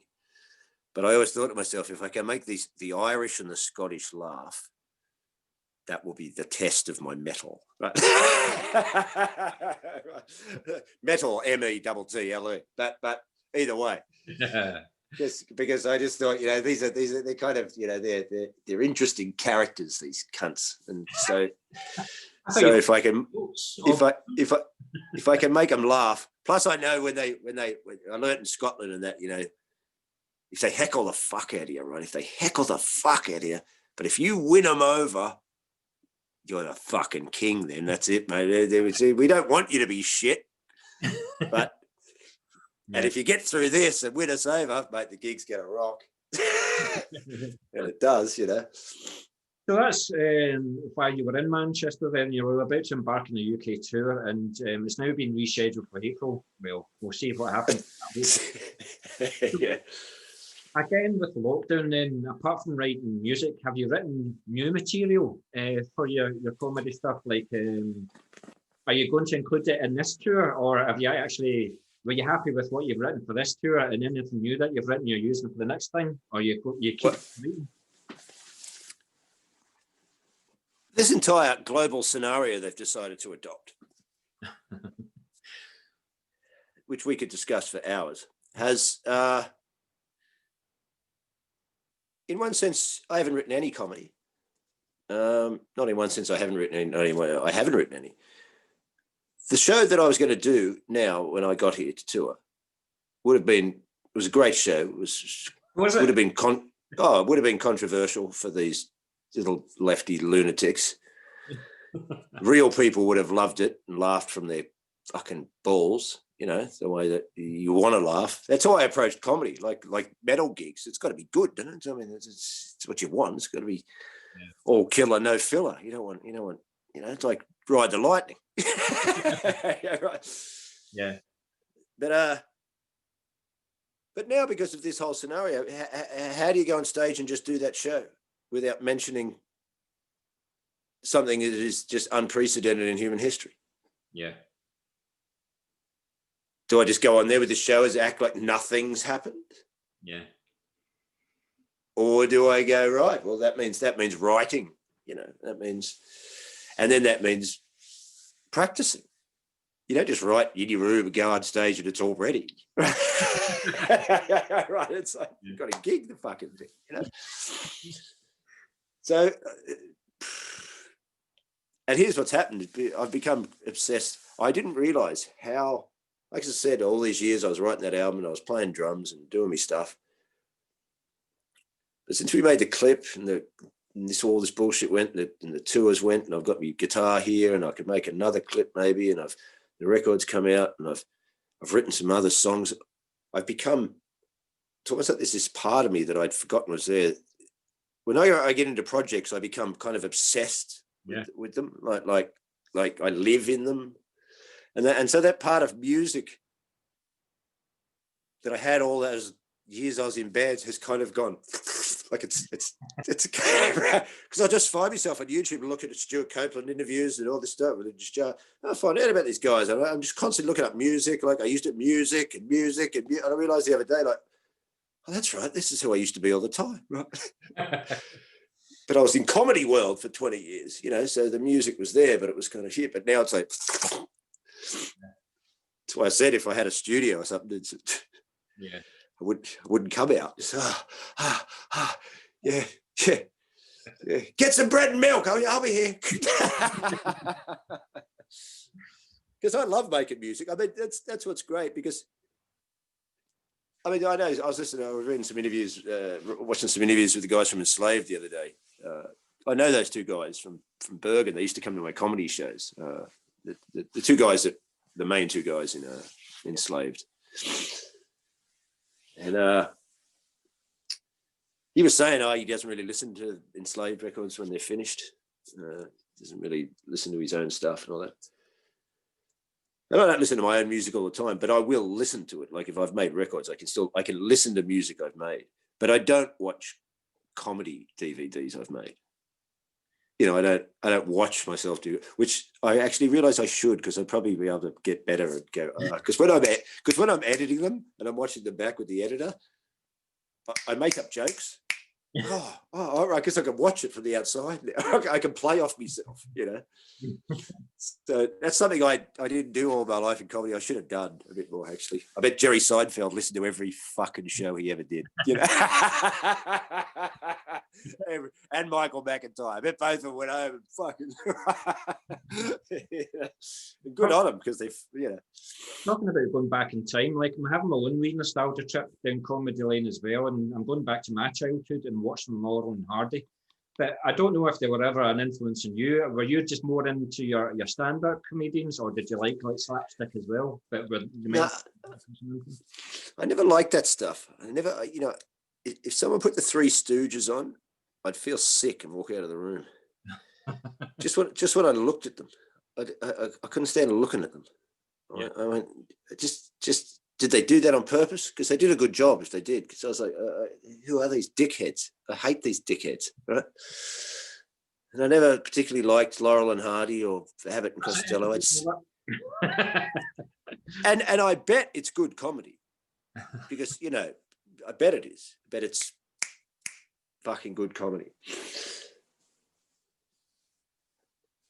I mean, comedy is something. How'd you get into comedy? Well, everyone's into comedy. They like laughing. People like laughing. Right? So, but when I can still remember, I was telling a guy I did an interview with yesterday. I can still remember. I don't know how we got these. I think maybe this guy had them. We knew this guy up the mountains too. As we said, we knew there's two shredding guitarists, and one of our other mates, his dad owned the local stereo store. Because it's funny with a small town, right? And his mum owned the record shop, and his dad owned the hi-fi store. So his dad had this massive hi-fi system in his house, right? So when his parents were there, we'd go round there and just fucking crank Exodus records, right? And I think he had the Bill Cosby records. I can still remember we were listening to Hell Awaits and Bonded by Blood, and then listening to Bill Cosby records, right? And then in the late 80s, when we all lived in one of these metal share houses, you know, Slaughter Lord, Mortal Sin, chaos. We had Richard Pryor live on Sunset, and Eddie Murphy, Delirious or Raw, I think it was Delirious, and Steve Martin live at the Hollywood Bowl. And I don't know where we got these things, but they were just around at that time, weren't they? So we had them, and we used to watch those all the fucking time. And Billy Connolly, you used to see him growing up. Yeah. And he's great, you know, and I always liked, I don't know, maybe it's sunk in. My dad used to do theatre and stuff too. It's like, so I was always around theatres, because he did local theatre groups and stuff. So I'd be always just sitting side stage in theatres and backstage in theatres. So I've just always been in sort of theatres, and I used to watch, these comedians, and I used to think, fuck, must be good. And it impressed me, these guys who could just sprout around, and especially when it became Richard Pryor and that, it was ballsy, and it was, you know, he's been real about his life, and Billy Connolly had that too. You know, he had that, told you about, you know, he didn't seem to give a fuck, you know, and you're like, yeah, you know. Yeah. And Billy Connolly, yeah, that guy's just fucking hilarious. And And Billy Connolly is, he would start telling you a story, then he would just go that way, that way, that way. Then half an hour later, he would come back to that story again and tell the punch. And it's an art form, the way that he told. It's just see, when I watch him, it's just like a natural. It's like I'm watching a just natural guy do this. You know, what else is this maniac gonna do? Like this is like, it's like his soul is coming out. Like they're the artists I like. You know, like when it's Kate Bush. You know, who's Kate Bush? What is this music? And then she disappears. You gonna do an interview? No thanks. 8 years later, here's a record. Bye. You know, I like that kind of stuff. That's why I said before, to be Slayer or Kate Bush, it's the same thing. Because it's like that guy from Enslaved. He was saying the same thing the other day. Like, he's going, "Oh, it's all the same to me. I just, you know, listen to ELO and Mayhem and." I'm like, yeah, I know what you mean, man. I know what you mean. Because it's real. Yeah. It doesn't matter, you know. Definitely. You might not like Talking Heads, but it's real. You know, Road to Nowhere. You know, the guys. This guy's a interesting maniac, isn't he? Yeah. You know. So the UK tour, like, if it comes about in April, how many dates were you doing? Were you doing from? Was it just the major cities, or were you doing something like from Inverness down to Plymouth or something like that, or were you just doing like the major? I didn't want to do another 70-date tour. First off, I used to do them with not even a thought. Yeah, book another one. Yeah. So I needed someone to go, Steve, stop it. Just sit down for a minute. Yeah. My friend in Australia is very funny. He goes, "I knew you'd have a nervous breakdown." Why? He goes, "Because you haven't stopped since the 80s. I went, "Oh, yeah." But, you know, so that was about 25 dates, I think, about 25 dates. 25. That's cool. So that, talking about that then, so when going on a massive tour like 50 dates or something, is it different to mentally prepare for it? Like, I mean, when you're at a gig, if you're headlining, you're playing for 60 minutes. If you're a support, you're playing for 30 minutes and stuff like that. But when you're on stage, you're talking for 90 minutes. You've got nobody else to rely on. It's you against them in the crowd. So is it totally different mentally to prepare for that?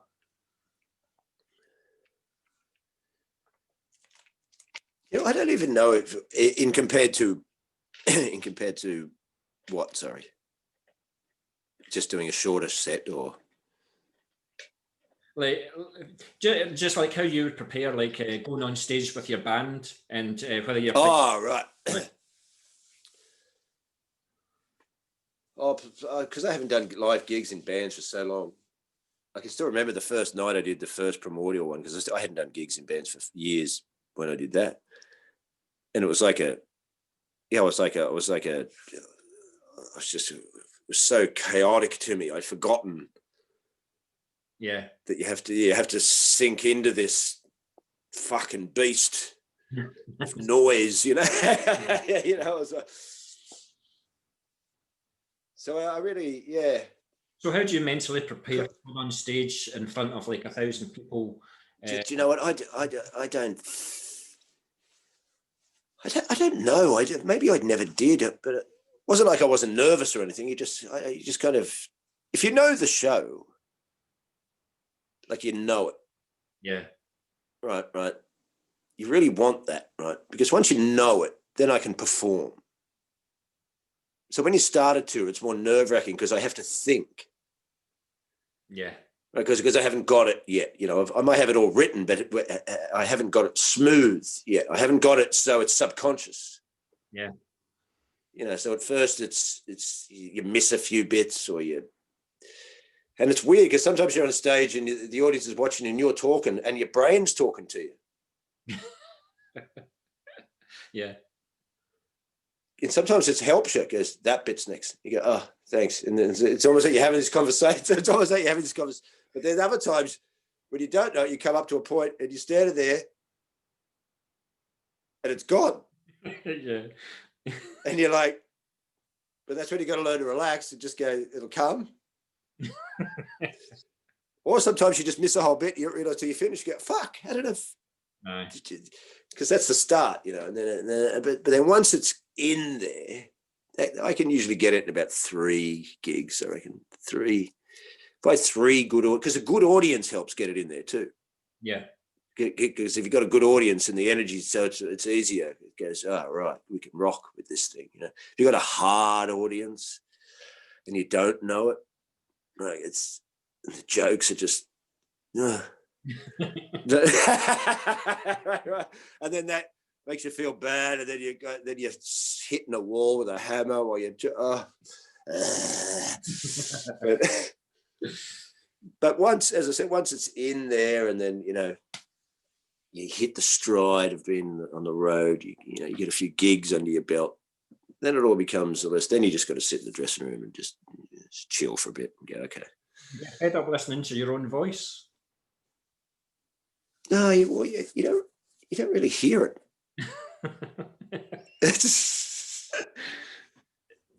I'm honest, I don't really hear it. It's just, we're not thinking about it anyway. You just going through, because it's like a great gig, isn't it? It's like a great music gig with that. If you get that cyclic energy is happening between audience and comedian or band, then this is a good gig. You know, it's like a surfer catching a good wave. You know, Billy Connolly said that once. You know, when I get that laughter, then when I can get it, now I can fucking surf it. You know, now I I know what he's talking. And he's a bit of a master at that. You know, so. Because there's nothing worse. Because I said the other day, it is weird. I could do a gig that's so great. The jokes, you know, the jokes, sometimes they flow out and that you can tell the people's, it just goes into them. Right. But then some. Yeah. Sometimes you get a whole room of them. and it's like it just goes. Yeah. And as it hits, realize it, and it didn't even compute. Like it didn't. It just. But I've done it for so many years now. If I get an audience like that, I end up going, geez, you're a shit audience. I can imagine you saying to yourself, this is going to be a long night. I tell them, you're a shit audience. I've done thousands of shows. There's good audiences, believe me. Yeah. You're not one of them. I did a gig in China. I said they were so crap. They weren't Chinese. They were just expats and stuff. But they didn't give any of the young guys anything. And they were pretty confident young guys. They were cool and arrogant. They were just, you know. And I walked on there and went, you're shit. I don't like you at all.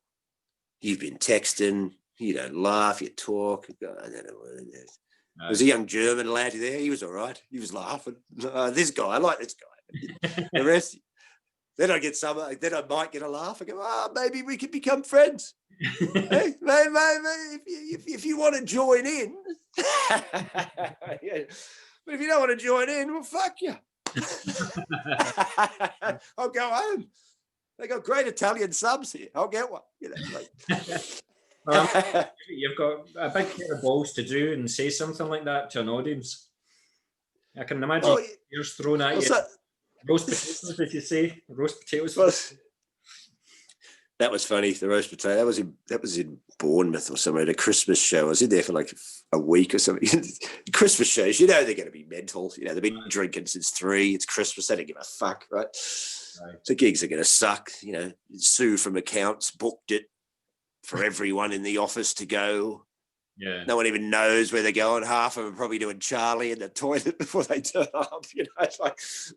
I did some show once. I just sat on the stage. You can still smoke in clubs, and I was just sat there smoking. Then throwing Yorkshire puddings. I'm just going, 2 more minutes. But that's okay, because that weekend I found a copy of Ride the Lightning with the green cover and the French pressing in a shop for only £7. Nah, it won't be £7 now. So, no, and all I had to do to get that was get a couple of roast potatoes thrown at me, and I got paid for it. Plus, it was Christmas rates. Good. I've only got 2 more questions for you, Steve. I do appreciate the time that you've been on this Zoom call, so I do appreciate it. But so, what's left for you to achieve in comedy? On indeed life itself, do you have any ambitions left to fulfil? Do you have any goals still to fulfill? No, I don't even know if I've ever had any goals. You know what my goal in his life was? Not to have a normal job. No, you certainly. That was my goal in life, because I just realised I can't. Could you imagine me in a McDonald's uniform? It'd be ridiculous. You just laugh when you walked in. You just get, what the fuck's going on with this guy? It's like when I see builder guys and they can wear an overall with a hoodie with that helmet on top of the hoodie. Right? And they walk past and they look quite normal. If you put me in that, I just look fucking ridiculous. Someone would go, don't let that guy build my building. What's he doing here? Oh, I'm sorry, mate. It's a mistake. I'll go. Are there any countries that you haven't played that you would love to play? Yeah, Hungary. I'd like to go to Hungary. All the time I lived in Europe, why didn't I take a couple of weeks off and go to Hungary? I don't know. What an idiot. I'd like to go to Hungary. Yeah. Well, once this shit is over and done with. Iceland. I'd like to go to Iceland. Yeah. Yeah. That'd be a cool place. I'd like to. I had a gig booked there, but then that banking bullshit happened in the late 2000s. Yeah. And Iceland, at least they jailed all their bankers, but they, went through it and all the gigs got cancelled. I was like, oh, fuck. I was on my way. I was to Reykjavik. And because I think I like those type of people. I'm sure they could annoy me in certain weird Icelandic ways if I lived with them. They have these weird things they get up to. You'd have to get used to. But I like those kind of people. They're kind of civilized but rowdy. Yeah. Like Scandinavians. They're quite civilized, but they could get fucking rowdy in weird ways. And I like, people think that Scandinavia is boring. I like the fact it's boring. I like that. I like the fact it's quiet. Everyone's quite civilized. Pubs nice. The pub's nicely lit with cool lighting, and there's tall chicks walking around. I go, what are you upset about? A good reception from us Scottish guys and girls, obviously. Did you get a good reception up here in Scotland? Oh yeah, good. I remember that. I still remember the first gig I did there, which is at the Stand in Edinburgh. Yeah. And so as I said, if I could make the Irish and the Scottish laugh, then I was happy. So when I started making Irish and Scottish people laugh, then I went, I'm funny. So. Oh, good stuff. I've just got a light-hearted question to end it then. Do you miss your hair? Because like yourself, no, you don't miss it at all. I miss mine. Sometimes. It was huge. See, when I got it cut, it was like longer than yours. See, when I got it cut, I lost all my self-confidence and self-esteem and everything, It took a lot out of me to get it back, but it's just, I miss it completely, but it's gone a slightly different colour now anyway, so... Mine came and go over the years. Yeah.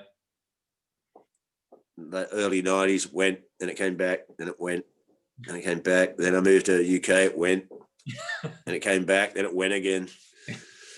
And I had it. And sometimes I even look at those old videos and go, Jesus Christ. Wandered around on national TV. It looked like I live in the fucking woods.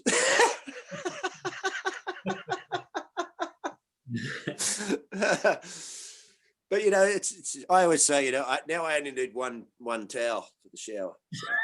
Yeah. I know that. Before it was always two. Got to have two, mate. I mean, look at this fucking thing. Yeah. Well, Steve, I can say it's been an absolute pleasure talking to you. Oh yeah, it's been great fun. Thanks, man.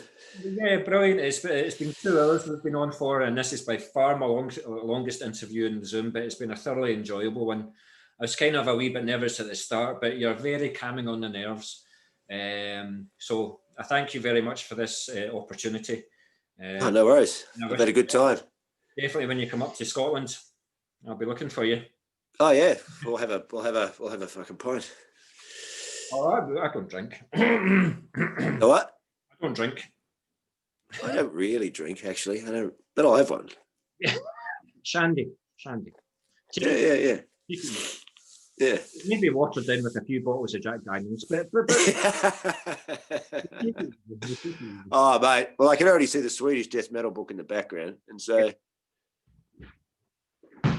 you know, there's a bunch of CDs and stuff up there. So I'm sure if there was Jack Daniels and Bloody Sabbath records lying around there, it wouldn't take long. So that's actually, you've just brought up one last question, and then I'm going to throw it in there. See, in between, like if you've got like 2 or 3 days in between your next gig, do you go to music gigs in between? Do you try and get into as many gigs, music as you can in the country? No, I just go to gigs that I want to go to. Yeah. I haven't been to gigs for ages. What I do if I have days off if I'm in towns is look for record shops. Yeah, I've got a lot of cool stuff. Someone stole all my thrash albums in the late 80s. Oh, God.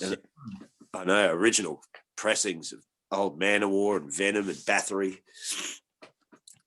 And then, but when I was doing the club circuit in the UK for 10 years, I'd be in these towns and I just find the secondhand record stores. And I found, before people knew that thrash records they could flog them. So I was finding like, just suddenly an old first Sodom for £2. Ooh.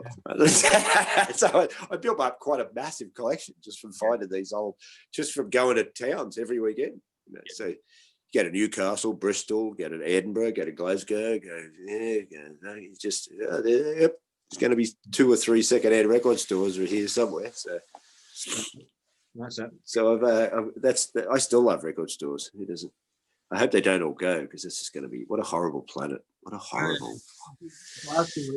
Like everywhere, there was loads and loads of record shops, and now even the biggest one, HMV, are struggling, you know, but there still are like missing records and stuff like that. But they're finding it harder and harder to find. But what they're saying now is vinyl is outselling CDs, you know? Yeah. That's great, because, well, I used to go to one in Glasgow. Where was it? It was near, what's the mall? The sort of street that's like that you can walk down in Glasgow to the Sucky Hall Street. Yeah, it's probably Sucky Hall. And then there was it was this little shop tucked away.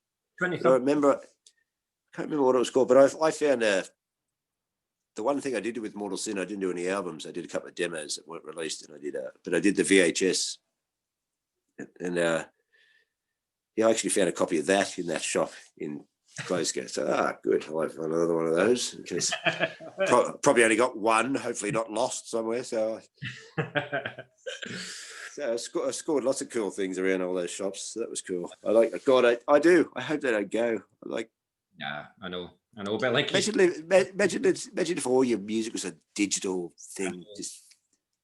I know. I hear you loud and clear. But once again, Steve, it's been an absolute pleasure. So all right. the best of luck, and I will be catching you on tour, whether it's with Etrernum or whether it's the homeland tour. I will certainly. No worries, brother. Thanks very much. All right. Have a good one, mate.